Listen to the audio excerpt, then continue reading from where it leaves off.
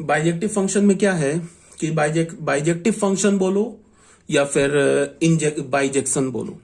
Bijection क्या होना चाहिए, वन वन भी होना चाहिए, ऑनटो भी होना चाहिए। और मैंने कई बार बोला है कि बाइजेक्टिव फंक्शन को हम इन्वर्टेबल फंक्शन भी बोलते हैं, और बाइजेक्टिव ही फंक्शन का इन्वर्स एग्जिस्ट करता है और किसी फंक्शन का नहीं करता है।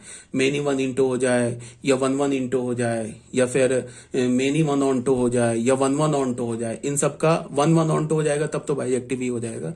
तो वन वन ऑनटो का तो इन्वर्स एग्जिस्ट करेगा। Many one into, many one onto या वन वन इंटो, इन सब का इनवर्स एग्जिस्ट नहीं करता है, बिकॉज ये सब बाइजेक्शन नहीं है। बाइजेक्शन नहीं है तो इन्वर्टेबल नहीं है। तो यहां पे डेफिनेशन में आ जाते हैं। फिर डेफिनेशन में क्या बोल रहा है, a function from f A to B is a bijection if it is one one as well as onto. One one भी होगा, ऑन टू भी होगा। In other word, a function f A to B is a bijection if it is, पहले में one one होना चाहिए। One one का एक कंडीशन दे रखा है कि एफ एक्स एफ वाई के इक्वल है तो एक्स वाई के इक्वल होना चाहिए। उसके बाद क्या बोल रहा है साथ में, ऑनटो। ऑनटो के लिए क्या बोल रहा है, that is for all y belongs to B. Codomain का तुम कोई भी वाई उठा लो, एक हमें एक्स मिलना चाहिए। कोडोमेन का तुम कोई भी वाई उठा लो, there must exist an X, एक एक्स मिलना चाहिए। बिलोंग्स टू ए, डोमेन में मिलना चाहिए, ठीक है। Such that f of X is equal to Y, f of X किसके इक्वल होना चाहिए, वाई के इक्वल होना चाहिए, ठीक है। यहां तक आ रही है बात समझ में? तो ठीक है, क्वेश्चन नंबर 1 देखते हैं। एक फंक्शन दे रखा है हमारे पास A to B a function represented by the following diagram, check whether f is a bijection और नॉट। तो ऑब्वियस ही बात है बाइजेक्शन है, क्यों है, बिकॉज वन वन भी ऑन टू भी है। हाँ, एक बात अभी मैंने क्या बोला कि अगर कोई function one one onto है तो उस केस में क्या होगा कि number of element in domain is equal to number of element in codomain. Codomain और डोमेन में सेम नंबर ऑफ एलिमेंट होंगे, कब, जब वो फंक्शन बाइजेक्टिव फंक्शन है। अगर कोई फंक्शन ऑनटो है तो ऑनटो में दो पॉसिबिलिटी हो सकती है। ऑनटो में यह भी हो सकता है कि डोमेन में ज्यादा एलिमेंट हो, कोडोमेन में कम एलिमेंट हो। ऑनटो है तो डोमेन में ज्यादा हो, मतलब number of element in domain is greater then number of element in codomain, greater हो सकता है। अगर इस बात को मैं भी आगे डिस्कस करूंगा, एक जगह मैंने पॉइंट बना के लिखा है तो उसको भी हम लोग आगे डिस्कस करेंगे, ठीक है। तो हो गया ये। क्वेश्चन नंबर 2 में देख लो, prove that the function from the set of all real number to the set of all real number given by f x is equal to 2x minus 3 for all X belongs to Q is a bijective function. ये prove करना है कि bijective function है। तो bijective function कैसे prove करोगे, पहले इस फंक्शन को इंजेक्शन प्रूव कर दो, फिर सर्जेक्शन प्रूव कर दो। तो injection plus surjection is equal to bijection. तो यहाँ पे इंजेक्टिविटी के लिए हमने क्या बोला कि कोई भी एक्स वाई उठा लिया डोमेन में, रैशनल नंबर उठा लिया, एफ एक्स को एफ वाई के इक्वल किया, X is equal to Y आ गया, तो फंक्शन क्या हो गया हमारा, इंजेक्टिव मैप हो गया। F x is equal to f Y implies x is equal to Y for all X Y belongs to Q. Domain का कोई भी एक्स वाई उठाए, so f is an injective map, proof हो गया। अब क्या बोल रहा है, सर्जेक्टिविटी। सर्जेक्टिविटी के लिए क्या बोल रहा है, let y be an arbitrary element of Q. Y हमने कोई भी को डोमेन का कोई एलिमेंट वाई उठा लिया, फिर एफ एक्स को वाई के इक्वल किया, फिर एक्स को वाई के टर्म में लिखा। अब तुम ऐसे देखो, यहां पे तुम वाई की जगह ना कोई भी रैशनल नंबर डालो, कोडोमेन का कोई भी रैशनल नंबर डालो, एक्स जो मिलेगा वो भी तो रैशनल ही मिलेगा, इरैशनल तो मिल नहीं सकता है, एक्स भी तो रैशनल मिलेगा। तो यहां पे क्या हो गया, clearly for all y belongs to rational number, x ये भी रैशनल नंबर मिला। Thus for all y belongs to Q codomain there exist x. तुम कोडोमेन का कोई भी वाई उठा लो, उसके क्रॉसपॉन्डिंग एक एक्स मिलेगा। वो एक्स किसके इक्वल होगा, वाई प्लस 3 के इक्वल होगा। जैसे हमने क्या लिखा, हमें क्या मिल रहा है, x is equal to y plus 3/2 ऐसे मिल रहा है ना। मान लो हमने ले लिया y का वैल्यू, हमने ले लिया 2 ले लिया, देन x क्या मिल जाएगा, 2 प्लस 3/3, ये क्या हो गया 5/3। ठीक है, हमारे पास फंक्शन क्या गिवन है, हमारे पास फंक्शन एफ एक्स क्या गिवन है, 2x माइनस 3। तो अगर मैं कोडोमेन का कोई भी एक रैशनल नंबर उठाऊं, तो कोडोमेन का हमने रैशनल नंबर 2 उठा लिया, उसके क्रॉसपॉन्डिंग हमें x मिल गया। अब इस x को फंक्शन में डालोगे तो ये y मिल जाएगा। देख लो, f ऑफ 5/3 डालो तो क्या होगा, 2 इंटू 5/3 माइनस 3, ये क्या होगा -3, ये क्या होगा 10/3 माइनस 3, क्या हो गया 1 बाई, कुछ गड़बड़ तो नहीं किया है, ठीक है 5/3 डाला ना, हमारे पास फंक्शन है 2x-3, ठीक है। तो x की जगह हमने क्या डाला, तो y की जगह 2 डाला, तो 2 पर 5/3 मिल रहा है, ठीक है 2 + 3 5/3, ठीक है। तो x का वैल्यू हमें 5/3 मिल गया। अब इस 5/3 को हमने फंक्शन में डाला, तो ये हो गया 10/3 - 3, तो ये हो गया 9 10 1/3, लेकिन y क्या आना चाहिए, 2 के इक्वल आना चाहिए। कुछ गड़बड़ तो नहीं किया है क्या मैंने इसमें, y + 3/2, x का वैल्यू क्या मिल रहा है हमें, y + 3/2, गड़बड़ कर दिया है, यहाँ 2 है दोस्त, गड़बड़ किया है यहाँ पे, सॉरी। fx किसके इक्वल है, 2x-3 के, इसको हमने y माना, तो x का वैल्यू हमें क्या मिल रहा है, y + 3/2 मिल रहा है ना। अब हमने y का वैल्यू मान लो 2 ले लिया, देन x का वैल्यू हमें क्या मिलेगा 5/2। ये y हमने कोई भी रैंडम एलिमेंट कोडोमेन का उठा लिया, तो उसके क्रॉसपॉन्डिंग x मिला ना 5/2। अब इस 5/2 को फंक्शन के डोमेन में डालोगे तो हमें y मिल जाएगा। तो इसको देख लो, f(5/2) हमें क्या मिलेगा, ये मिलेगा ना 2, x की जगह क्या 5/2 - 3 क्या मिल गया, 2 मिल गया। इसी बात को जनरल लिख रहा है, हमने एक एग्जांपल लेके दिखाया ना कि y का वैल्यू 2 डाला तो x का ये मिल गया, फिर x को फंक्शन में डाला तो वो सेम y मिल गया। इसी बात को जनरल क्या बोल रहा है, इसको बोल रहा है क्या कि clearly for all y belongs to rational number, हमने कोई भी y ले लिया रैशनल नंबर का, तो एक x एग्जिस्ट करेगा, उस x का वैल्यू क्या होगा y + 3/2, वो x भी रैशनल नंबर होगा। दस for all y belongs to rational number को डोमेन देयर एग्जिस्ट x, एक x एग्जिस्ट करेगा, उस x का वैल्यू y + 3/2 होगा, और इस x को जब तुम फंक्शन में डालोगे तो y मिल जाएगा। तो हो गया ना फंक्शन, इसका मतलब ये प्रूफ हो गया ना कि कोडोमेन के हर एक एलिमेंट के क्रॉसपॉन्डिंग एक x मिल रहा है, वो x हमारा डोमेन में है। अब उस x को तुम फंक्शन में डालोगे तो वो y मिल जाएगा। तो यही बोल रहा है, fx लिया, fx x की जगह y + 3/2 डाला तो हमें y मिल गया। Thus every element in the codomain has its pre image, so f is surjection. f हमारा क्या हो गया, सर्जेक्शन हो गया। इससे पहले हमने क्या प्रूफ कर दिया है, f को इंजेक्टिव भी प्रूव कर दिया, फिर सर्जेक्टिव भी हो गया, तो बाइजेक्टिव फंक्शन हो गया, ठीक है। यहां पे क्वेश्चन नंबर 3 है, एक फंक्शन दे रखा है R2R, ये फंक्शन दे रखा है for all x belongs to R is a bijection. ये डू इट योरसेल्फ है, इसे कर लेना सॉल्व, ठीक है, बहुत सिंपल है, वही 1 प्रूफ कर लो, ऑन टू प्रूफ कर लो, तो फिर बाइजेक्टिव प्रूफ हो जाएगा। क्वेश्चन नंबर 4 में आ जाओ। हमारे पास एक फंक्शन दे रखा है जिसका सेट क्या दे रखा है, -1 to 1, मतलब फंक्शन जो x है हमारा, ये -1 से 1 के बीच में लाई कर रहा है, इंक्लूडिंग -1 इंक्लूडिंग 1। इस सेट को हमने b बोल दिया। अच्छा, कुछ गड़बड़ है, a और b इक्वल है सेट क्या, ये फंक्शन है, तो जब a और b इक्वल है तो ठीक है, कोई बात नहीं है, a और b इक्वल है, रहने दो, कोई प्रॉब्लम नहीं है। ए सेट और बी सेट इक्वल है, ए सेट और बी सेट इक्वल है। ए सेट को हमने क्या बोला, -1 से 1 के बीच में इंक्लूडिंग -1 इंक्लूडिंग 1, तो और ये बी सेट के इक्वल है। अब हमें फंक्शन एक हमने क्या दिया, ए से बी में, ए और बी एक्चुअल इक्वल सेट है, तो इसको ए से ए में भी बोल सकते हो, बी से बी में भी बोल सकते हो। गिवन बाई फंक्शन क्या है, एफ एक्स का है मॉड एक्स, फंक्शन क्या है x into mod x is a bijection. ये हमें प्रूव करना है कि ये बाइजेक्शन है। तो एक तो रास्ता क्या है कि अगर तुम्हें ग्राफ पता है तो ग्राफ से ये चुटकी में, अगर ये ऑब्जेक्टिव क्वेश्चन होता ना, ऑब्जेक्टिव क्वेश्चन में होता कि ये फंक्शन गिवन होता और नीचे ऑप्शन होता 1 into many 1 onto bijective surjective ऐसे करके ऑप्शन होता, तो ग्राफ से तो ये बस तुरंत 1 सेकंड में आंसर आ जाएगा। ए हमारा क्या दे रखा है, ए फंक्शन है -1 से 1 और यही बी फंक्शन दे रखा है।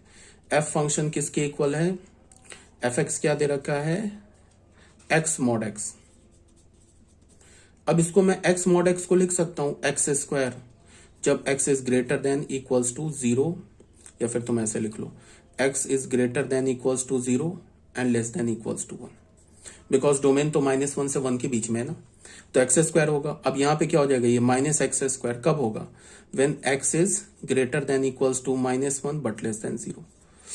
अब इस फंक्शन का ग्राफ ड्रॉ कर ले तो ग्राफ हमें तुरंत पता चल जाएगा। ये एक्स स्क्वायर का कर्व होता है ना, ये y is equal to x square का कर्व होता है, और ये y is equal to minus x square का कर्व होता है। तो y is equal to x square का कर्व कहां से कहां तक लेना है, 0 से 1 के बीच में, तो 0 हो गया, यहां तक हमने 1 ले लिया।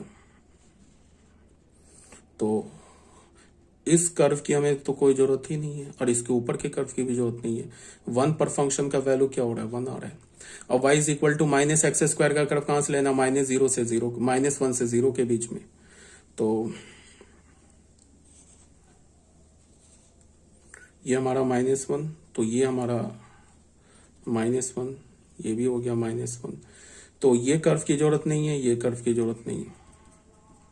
तो तुम देख लो हमारे पास फाइनल कर्व क्या आ रहा है, सही तो कर्व आ रहा है। ये जो फंक्शन है ना, इसका कर्व क्या आ रहा है हमारे पास। अब ये एक्स क्यूब का कर्व नहीं है, देखने में टाइप लग रहा है, बट ये एक्स क्यूब का कर्व नहीं है।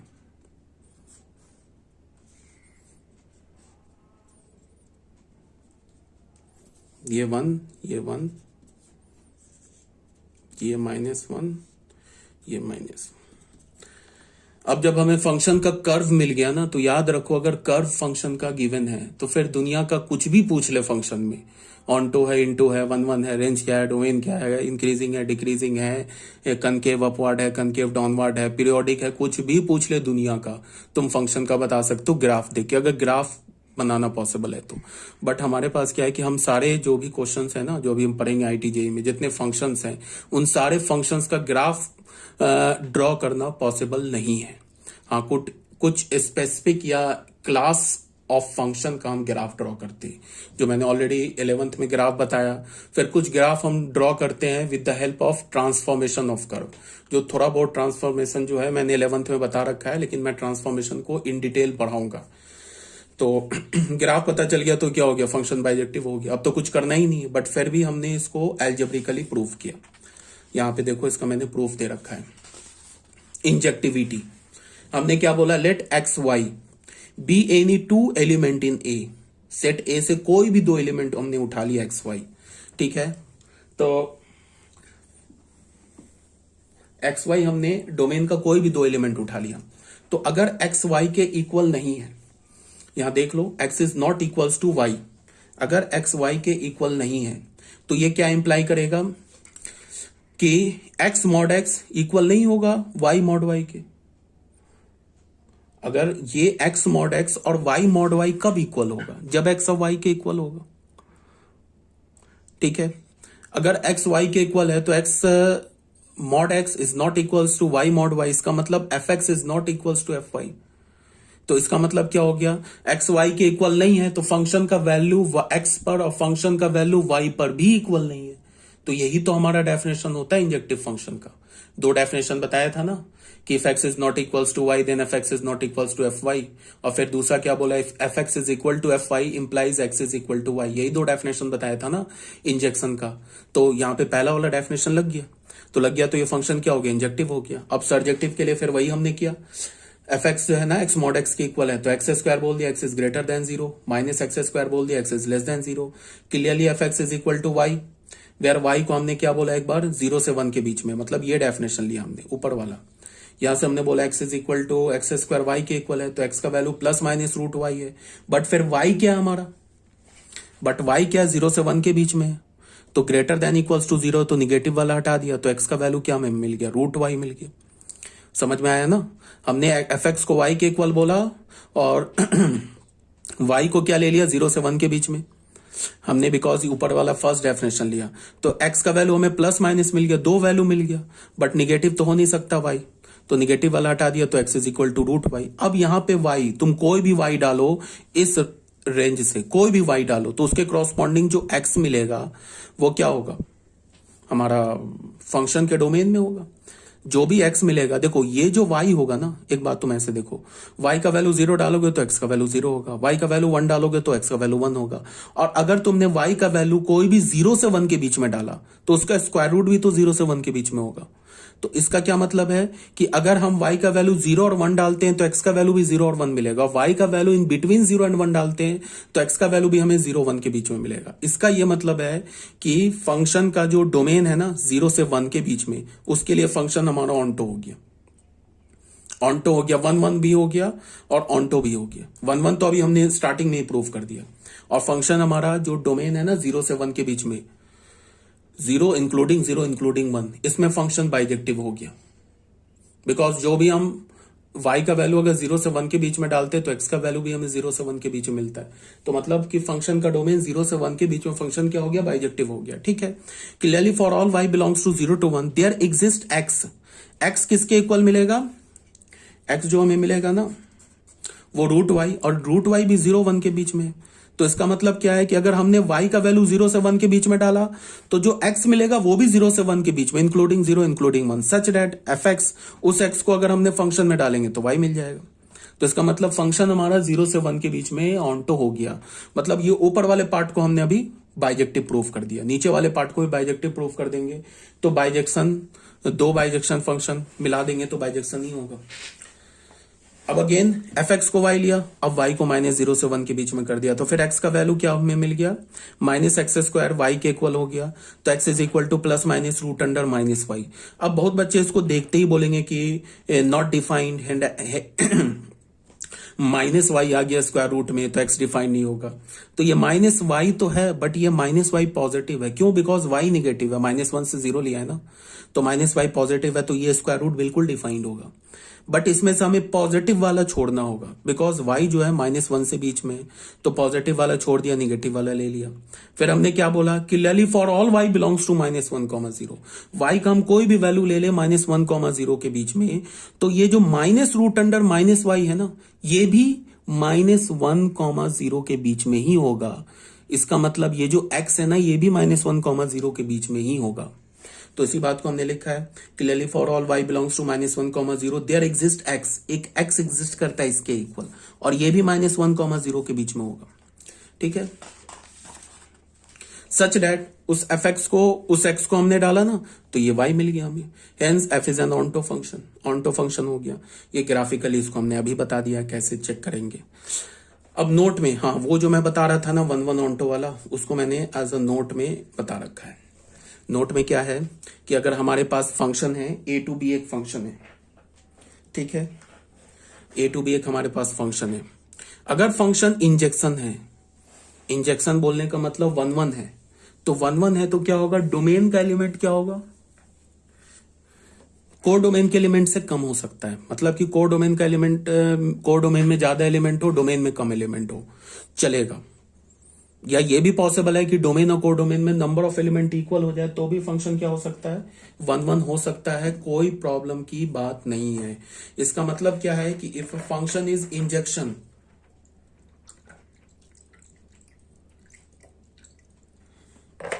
Sorry, if a function is injection, अगर हमारा फंक्शन इंजेक्शन है, 1 1 है, तो डोमेन और कोडोमेन में नंबर ऑफ एलिमेंट सेम भी हो सकता है, और डोमेन में नंबर ऑफ एलिमेंट कोडोमेन से कम भी हो सकता है। तो भी हमारा कैसे हो सकता है, कोई बच्चा बोलेगा, चलो एक बार ना फटाफट दिखा देते हैं, दोनों केस में दिखा देते हैं। मान लो कि हमारे पास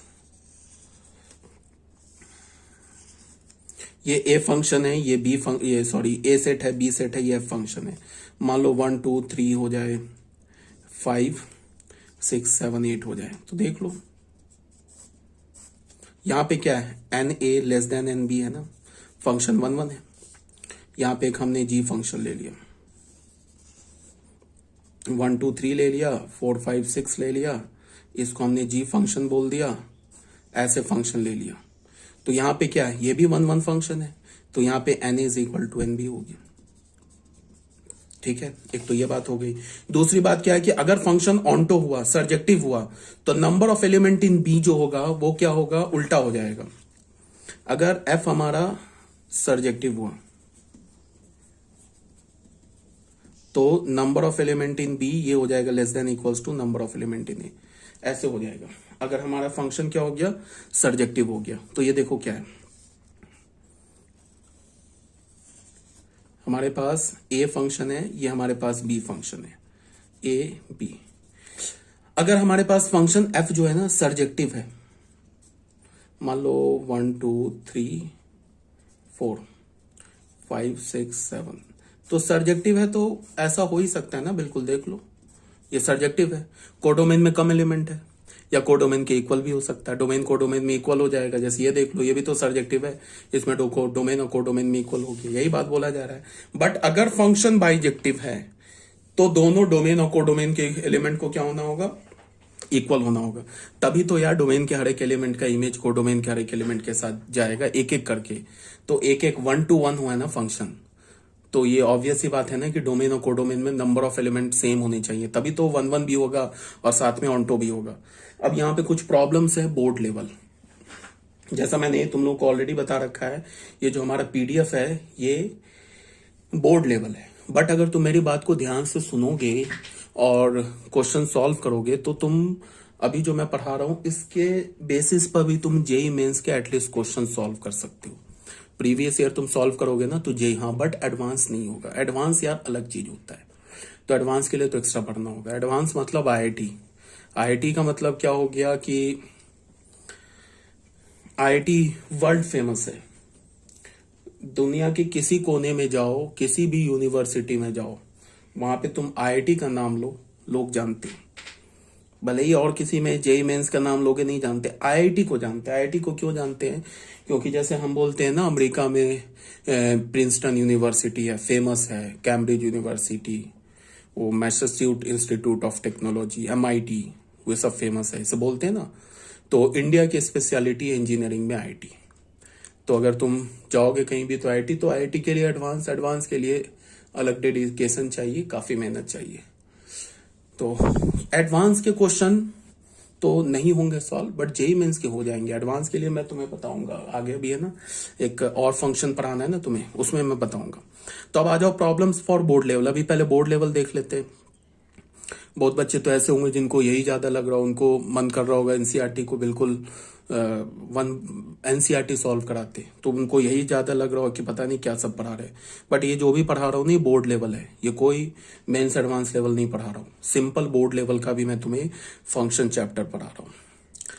problems for board level. Board level के कुछ प्रॉब्लम है। Show that the function natural number से natural number given by fx is equal to 2x is 1 1 but not onto. 1 1 तो है बट नॉट ऑन टू है। ये NCERT का question है, खुद ही करना सॉल्व, ठीक है, इसमें कोई बड़ी बात तो है नहीं। फिर आ जाते हैं क्वेश्चन नंबर 2 में। Prove that the function r2r given by fx is equal to 2x is 1 1 and onto. 1 1 भी ऑन टू भी है, या देख लो ना y is equal to 2x। फिर आ गया ना लीनियर कर्व, तो लीनियर कर्व है ऑल रियल नंबर से ऑल रियल नंबर में, तो y is equal to 2x curve कैसा होगा, ओरिजिन से पास करता हुआ कर्व होगा ना, तो साफ ही दिख रहा है 1 1 ऑन टू, ग्राफिकली तो साफ दिख रहा है। y is equal to 2x का कर्व कैसा होगा, ऐसा ही तो होगा। ये y is equal to x का कर्व है, तो y is equal to 2x थोड़ा सा ऊपर हो जाएगा। ये हमारा y is equal to 2x का कर्व हो गया, तो कर्व ही देख के बता रहे हैं ना कि ये फंक्शन 1 1 भी ऑन टू भी है, ठीक है। एल्जेब्रिकल प्रूफ कर लेना, कैसे प्रूफ करोगे, एक बार उसे इंजेक्टिव प्रूफ कर लो, फिर सर्जेक्टिव प्रूफ कर लो तो हो जाएगा, ठीक है। Show that the function f r2r defined by fx is equal to x square is neither 1 1 nor onto. ये हमें प्रूफ करना है कि जो फंक्शन है ना ही 1 1 है ना ही ऑन टू है, ये तो क्लियर है। बिकॉज इस फंक्शन में जो y है, y का इस फंक्शन का रेंज क्या है, 0 टू इन्फिनिटी, तो कोडोमेन के इक्वल नहीं है, तो फंक्शन इंटो हो गया। और फिर दूसरी बात क्या है कि इस फंक्शन में जो y का वैल्यू होगा वो या तो 0 होगा या तो पॉजिटिव होगा, नेगेटिव तो हो नहीं सकता। बट कोडोमेन तो ऑल रियल नंबर है, उसमें नेगेटिव भी रियल नंबर है, तो यही सब देख के बता सकते हो। 1 1 भी नहीं है, क्यों नहीं है, बिकॉज -1 और 1 पे दोनों पे इमेज सेम है, तो हो गया many 1 into function. Prove that the greatest integer function f r2r given by fx is equal to greatest integer x is neither 1 1 nor on 2। ये तो ग्राफ से ही पता चल रहा है। x का वैल्यू अगर तुम 0 से 1 के बीच में लोगे, एक्सक्लूडिंग 0 इंक्लूडिंग 1, तो लोगे तो fx का वैल्यू क्या मिलेगा, हमें 0 मिलेगा। तो मतलब हो गया ना इनफाइनाइट x पर इमेज सेम हो गया, तो फंक्शन हो गया मेनी 1। फिर अगर तुम ए ग्रेटेस्ट इंटीजर फंक्शन का रेंज निकालोगे, वो तो क्या हमारा set of all integers, but इसका कोडोमेन क्या दे रखा, ऑल रियल नंबर, तो हो गया function many 1 onto function, ठीक है। Show that the function f हमारे पास है from the set of all real number, एक है इस फंक्शन का डोमेन क्या दे रखा है, from the set of all real number. Codomain में क्या दे रखा है, the set of all real number such that x lies between -1 to 1, defined by f x is equal to x plus 1 x upon 1 plus mod x, x belongs to R, is 1 onto function. ये bijective function है, ये NCERT का question है, इसे हमें prove करना है। देखो क्वेश्चन में क्या गिवन है, क्वेश्चन में गिवन है हमारे पास फंक्शन है जिसका डोमेन ऑल रियल नंबर है, को डोमेन क्या है -1 से 1, एक्सक्लूडिंग -1 एक्सक्लूडिंग 1।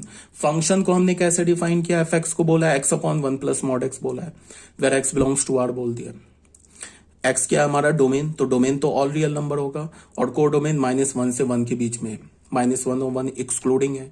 तो ये हमें प्रूव करना है कि ये हमारा एक बाइजेक्टिव फंक्शन है। ठीक है, तो कोई बात नहीं है, एनसीईआरटी का क्वेश्चन है, देख लो। वी हैव, सबसे पहले मैंने क्या बोला कि जब भी क्वेश्चन में मॉड आता है तो पहला हमारा कर्तव्य क्या बनता है, मॉड हटाने का।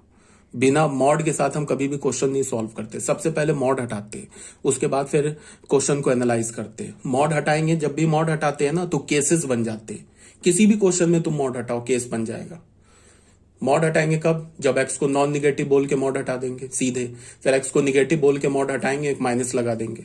तो जब हमने एक्स को नॉन निगेटिव बोला तो फिर जब मॉड हटाया तो हमारा वो केस 1 बन गया, फिर जब हमने एक्स को निगेटिव बोल के मॉड हटाया तो फिर हमारा केस 2 बन गया। तो जब भी क्वेश्चन में मॉड हटाएंगे वहां पे केसेस आ जाएंगे, बिना केस के मॉड नहीं हटता है। ठीक है, तो हमने केस 1 बोला, केस 1 में हमने क्या बोला, यहां पे देखो फंक्शन को एफ एक्स को लिया ना, x is greater than equals to 0 बोल के, तो ग्रेटर देन इक्वल्स टू बोलने का ये नहीं मतलब हो गया कि एक्स का वैल्यू चला गया इन्फिनिटी तक। एक्स का value greater than equals to 0 तो है, बट लेस देन 1 भी है, क्योंकि ये क्वेश्चन में दे रखा है। और एक्स को लेस देन 0 बोलने का मतलब ये नहीं कि एक्स माइनस इन्फिनिटी तक चला गया, एक्स 0 से तो निगेटिव है, छोटा है, बट -1 से बड़ा है, ये भी ध्यान में रखना है। तो हमने केस 1 बोला, x is greater than 0 but less then 1, हमने ये केस बोला। तो इन दिस केस एफ एक्स क्या हो गया, एक्स अपॉन 1 प्लस एक्स हो गया। अब हमें क्या करें, इस केस 1 में पहले हम फंक्शन को एनालाइज कर रहे हैं, फिर केस 2 में हम फंक्शन को एनालाइज करेंगे। तो इंजेक्टिविटी में आ गए, let x Y belongs to R. अब एक्स वाई जो है हमारा, ये क्या होना है, ये तो रियल नंबर हो सकता है, बिकॉज एक्स वाई कहां से आ रहा है, डोमेन से। डोमेन क्या दे रखा है, set of all real number. तो हमने क्या बोला, let x Y belongs to all real number such that x is greater than 0। अच्छा, x is greater than 0, y is greater than 0। ठीक है, यहां पे गलत बोल रहे हैं ना, गलत बोल दिया ना मैंने, x जो होगा वो अच्छा, यहां पे कंफ्यूजन ऐसा मत समझ जाना, ये जो y है ना, ये y कोडोमेन का एलिमेंट नहीं है, y किसका एलिमेंट हमने लिया है, डोमेन का एलिमेंट लिया है, कंफ्यूज मत कर जाना। यहां पे देखो क्या है, हम जब इस केस को एनालाइज करेंगे ना, ये केस, तो यहां से x क्या आ रहा है, ग्रेटर देन इक्वल्स टू 0 आ रहा है ना। ठीक है, तो गलत मैंने स्टार्टिंग में तो नहीं बोल दिया, हाँ गलत मैंने स्टार्टिंग में बोल दिया। मैंने यहाँ पे तुम लोगों को क्या बोल दिया, मैंने यहाँ पे बोला ना कि x greater than equals to 0 है बट लेस देन 1 है, ये गलत बात है। ये तो रेंज है ना, रेंज की बात बोल रहा हूँ ना, ये तो रेंज है ना, x का वैल्यू -1 से 1 के बीच में। तो यहाँ पे x ग्रेटर देन 0 है, इसका मतलब x इन्फिनिटी तक जा रहा है, बिकॉज ये डोमेन का एलिमेंट है, ये डोमेन की बात कर रहा है। तो यहाँ पे जो भी मैंने बोला ना अभी दो मिनट पहले कि x is greater than equals to 0, इसका ये नहीं मतलब है कि x इन्फिनिटी तक जा रहा है, वो गलत बात है। इसका ये मतलब है कि x इन्फिनिटी तक जा रहा है, बिकॉज ये x तो डोमेन है ना, x क्या हमारा डोमेन का एलिमेंट है। हाँ y जो है y -1 से 1 के बीच में लाई कर रहा है, बट x जो है वो तो ऑल रियल नंबर है ना।